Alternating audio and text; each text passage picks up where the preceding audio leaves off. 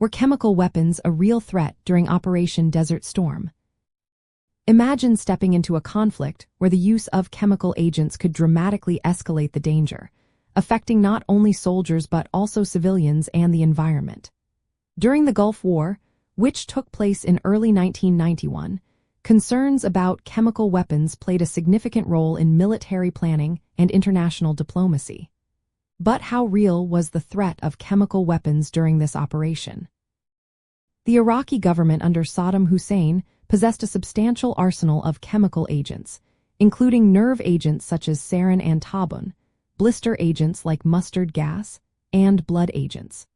These weapons had been developed and stockpiled over years, especially after Iraq's use of chemical agents against Iran during the Iran-Iraq War and against Kurdish populations in northern Iraq.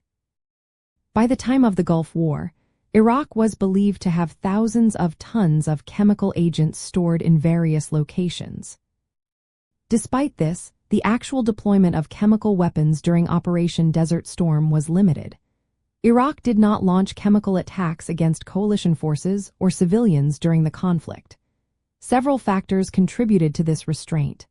First, Iraq's military leadership was aware of the potential international repercussions and the possibility of swift retaliation.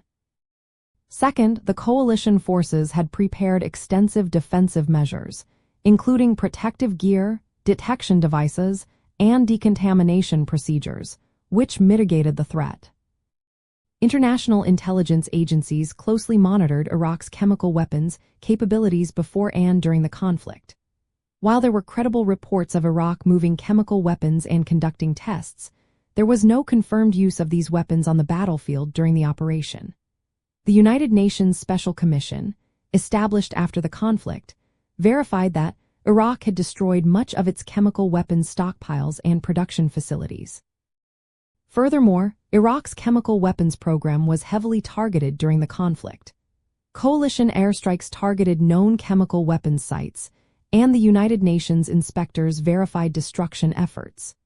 The threat remained a concern, but the actual use was effectively deterred and prevented through a combination of military readiness, international monitoring, and diplomatic pressure.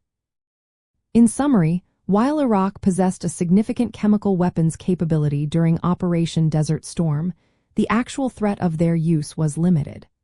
The combination of military preparedness, international oversight, and Iraq's strategic calculations kept chemical weapons from being deployed during the conflict.